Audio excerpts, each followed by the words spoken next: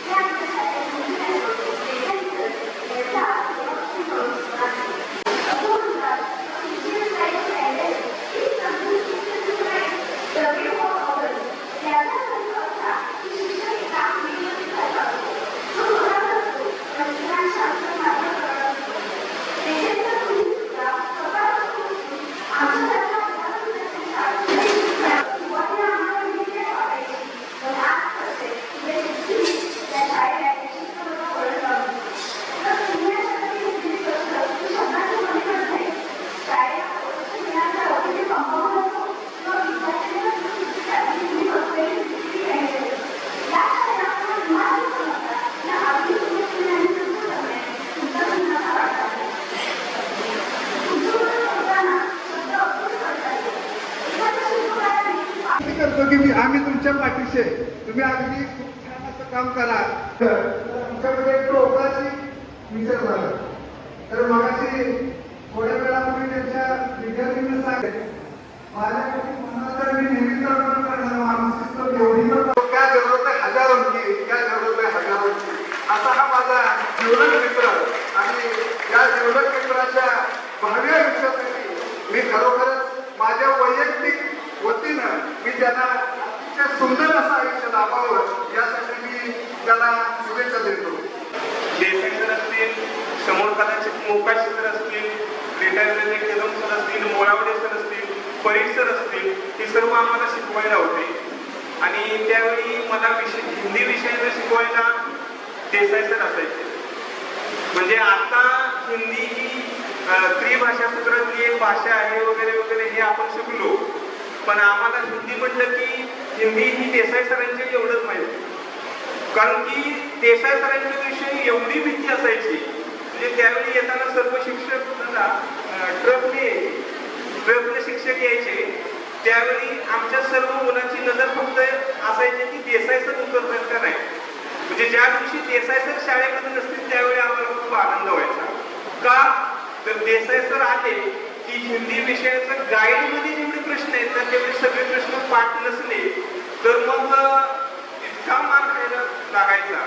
म्हणजे अनेकदा वेगवेगळे प्रयत्न विद्यार्थ्यांना सांगू शकतो की वेगवेगळे प्रयत्न करून सुद्धा म्हणजे बसलेलं आहे. म्हणजे शिक्षक मारायला आल्यानंतर एखादा फटका बसल्यानंतर डोळ्यातून अश्रू काढले की शिक्षकांना सुद्धा दया येते, पण तशी दया सरांनी तर काही माझ्यावरती दाखवली नव्हती.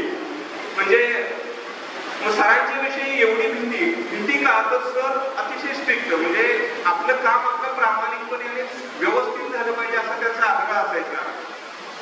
आणि मग त्यामध्ये हिंदी विषय म्हणजे कोणाचा कोणता विषय आवडीचा असतो हे मला माहित नाही, माझा विषय आवडीचा कोणता हेही मला सांगता येत नाही, पण कोणत्या विषयात तुला चांगले मार्क पडतील तर हिंदी म्हणावं लागायचं कारण की ते पुस्तक पाठ केलं होतं. ही एवढी भीती सरांच्या विषयी त्यावेळी मनामध्ये निर्माण झाली होती. आणि खरं तर म्हणजे ज्यांनी मला घडवलं की या कोयना एज्युकेशन सोसायटीचं आयुष्यभर मुलाला राहणं पसंत करेन, कारण की ज्यांनी मला घडवलं, ज्यांनी मला शिकवलं आणि तुमच्यासोबत उभं राहण्यास पात्र केलं त्यांच्याबरोबर नंतर मी उपशिक्षक म्हणून सुद्धा काम केलं. कुटुंबासाठी अतिशय भावनिक आणि अभिमानाचा आहे. आज आपण सर्वजण इथे जमलो आहोत माझ्या वडिलांच्या एका आदर्श शिक्षकाच्या निवृत्तीच्या समारंभासाठी. माझ्या वडिलांचा निवृत्तीचा क्षण हा त्यांच्या अनेक वर्षाच्या कष्ट, समर्पण आणि सेवेला केलेला मानाचा मुद्राच आहे. माझे वडील हे केवळ एक शिक्षक नव्हते, तर ते अनेक विद्यार्थ्यांसाठी प्रेरणास्थान आणि जीवनातील खरे गुरु होते. त्यांनी आपल्या ज्ञानाच्या प्रकाशाने अनेक विद्यार्थ्यांचे जीवन उजळले आहे. त्यांच्या शिकवण्याची पद्धत, विद्यार्थ्यांप्रती असलेले प्रेम आणि शिस्त यामुळे ते सर्वांच्या मनात एक विशेष स्थान निर्माण करून गेले. त्यांनी आपल्या कामाला केवळ एक नोकरी म्हणून पाहिले नाही, तर त्यांनी ती एक सेवा आहे आणि समाज घडवण्यासाठी एक संधी आहे असे त्यांनी नेहमीच मानले. अनेक वेळा त्यांनी शाळेच्या वेळेनंतरही विद्यार्थ्यांना जास्तीचा वेळ देऊन त्यांनी कधी डगमगले नाही. त्यांनी नेहमीच घरचे किंवा त्यांची जबाबदारी एकदम पूर्णपणे पार पाडली. त्यांनी कधीच घरी आम्हाला घडवत असताना केवळ एक पालक म्हणून त्यांनी आम्हाला घडवलं नाही, तर त्यांनी एक शिक्षक म्हणूनच आम्हाला घडवले. त्यांनी आम्हाला प्रामाणिकपणा, कष्ट आणि शिस्त या मूल्यांचे नेहमी शिक्षण दिले. आजच्या सेवानिवृत्ती कार्यक्रमाची वसुमूर्ती माझे वडील बंधू आदरणीय जो आमचा स्वभाव आहे तो त्यावेळेचा स्वभाव आजपर्यंत तसाच आहे. अनेक शिक्षक त्यावेळी होऊन गेले, त्यामध्ये पहिल्या बॅचच्या किंवा दुसऱ्या बॅचच्या विद्यार्थ्यांमध्ये मला खूप फरक दिसतोय. तिचे अनेक उदाहरणं या ठिकाणी विद्यार्थ्यांचे सती सकाळचं जर घडले असतील तर त्या शिस्तीमध्ये घडले. बराच आमचा त्या ठिकाणी मोहिती या ठिकाणी आलाय. तो नेहमी म्हणतो की त्या देशाचा मार्ग नको वाटायचा एकदा शाळा करून पळालो, पण तो आजही म्हणतो की ही शिस्त जर मी त्यावेळी पाळली नसती आणि देसाई सरांची जर मी शिस्त घेतली नसती तर मी घडलो नसतो. अशा पद्धतीने या ठिकाणी देसाई सरांच्या बाबतीमध्ये देसाई सर माझ्या जवळचे मित्र, त्यामुळे बरेच शिक्षक माझ्याकडे बघताना वेगळ्या दृष्टिकोनाने बघतात. त्यांच्या जन्मभूमीमध्ये आणि कर्मभूमीमध्ये त्यांना सुरुवात आणि शेवटची सेवा दिली त्याबद्दल मी तुम्हाला धन्यवाद देतो. आज सन्माननीय प्राचार्य माननीय श्री राजाराम दिनकर देसाई यांचा सेवापूर्ती गौरव समारंभ संपन्न होत आहे व त्यांना त्यावयाच्या सन्मानपत्राच्या वाचनासाठी मी आपणासमोर उभी आहे. माननीय श्री राजाराम दिनकर देसाई सह्याद्रीच्या कुशीत वसलेल्या दुर्गम पाटण तालुक्यातील शिक्षण संस्था कोयना एज्युकेशन सोसायटीचे आदर्श शिस्तप्रिय क्रीडा शिक्षक ते प्राचार्य म्हणून गेली 33 वर्ष ज्ञानदानाचे पवित्र कार्य करून आपण आज वयोमानानुसार सेवानिवृत्त होता. आपल्या या शैक्षणिक प्रवासात आपण अनेक विद्यार्थी घडवले. आपण क्रीडा क्षेत्राबरोबर हिंदी विषयाचे उत्कृष्ट ज्ञानही आजवर दिले. सामाजिक क्षेत्रातील आपले योगदान उल्लेखनीय असे आहे. आपणास विविध संस्थांमार्फत शिक्षक पुरस्काराने सन्मानित करण्यात आले आहे. आपल्या या यशस्वी प्रवासात आपले आई वडील, सासू सासरे, बंधू, मेहुणे, पुतणे, सुवेद्य पत्नी, 2 मुले, सुना व देशमुख देसाई परिवार तसेच आपला मित्र परिवार यांची मोलाची साथ लाभली आहे. आपल्या भावी आयुष्यासाठी उत्तम आरोग्य व समाधान लाभो. आपण केलेल्या अनमोल कार्याबद्दल आज रोजी हे सन्मानपत्र आपणास सन्मानपूर्वक बहाल करण्यात येत आहे. आपल्या पुढील कार्यास मनपूर्वक शुभेच्छा. धन्यवाद.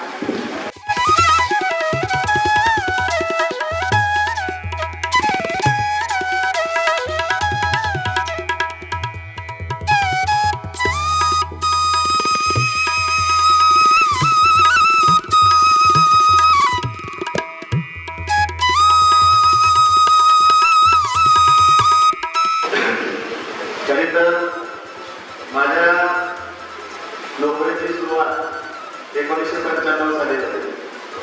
खरं तर मी 92-93 मध्ये माझं ग्रॅज्युएशन पूर्ण झालं. मी बाळासाहेब देसाई विद्यार्थी सतत बऱ्याच वेळा मी ग्राउंडवरती खेळाची आवड असल्यामुळे मैदानावरती सापडायचो आणि दादांची माझी त्यावेळेपासूनची ओळख होती. आणि नोकरीला मागायला जाताना माझ्याबरोबर आम्ही सतत जायला जायचो.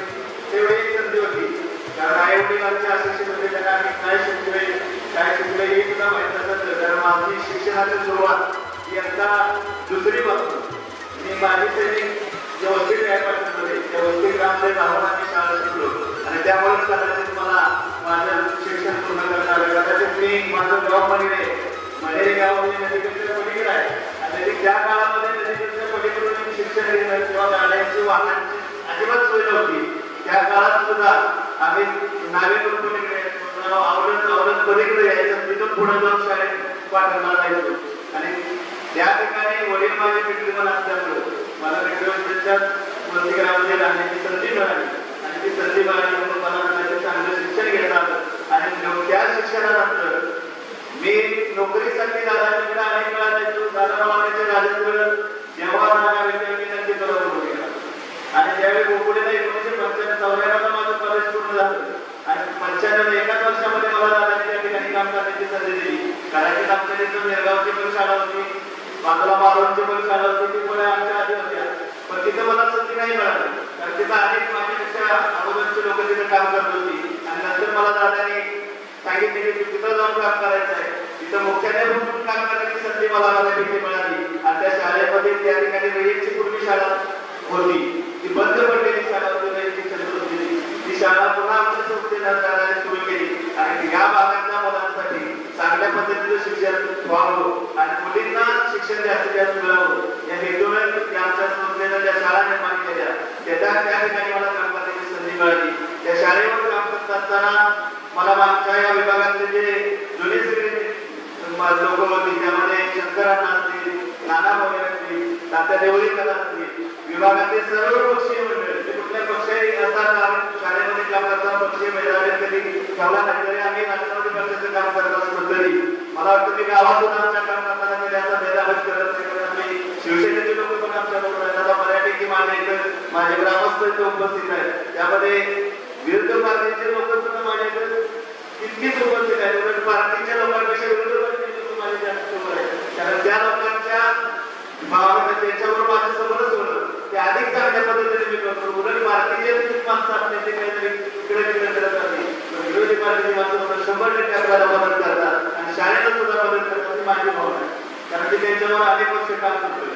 आणि या ठिकाणी मला या विभागाच्या लोकांनी विद्यार्थ्यांनी खूप प्रेम दिलं, खूप चांगल्या पद्धतीने शाळा निर्माण करण्यासाठी मला सहकार्य केलं.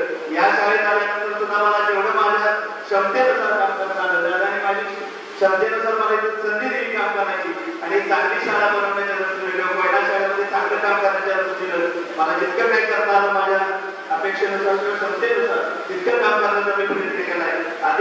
काळामध्ये आणि बऱ्याचशा गोष्टी माझ्या करतात केलेल्या आहेत मी अजून काही करण्याच्या राहिलेल्या आहेत त्या करण्यासाठी सुद्धा बऱ्याचशा काळामध्ये मला संधी मिळेल त्यावेळी निश्चितपणे दादा मी याच्या उद्योगासाठी निश्चितपणे काम करत आहे.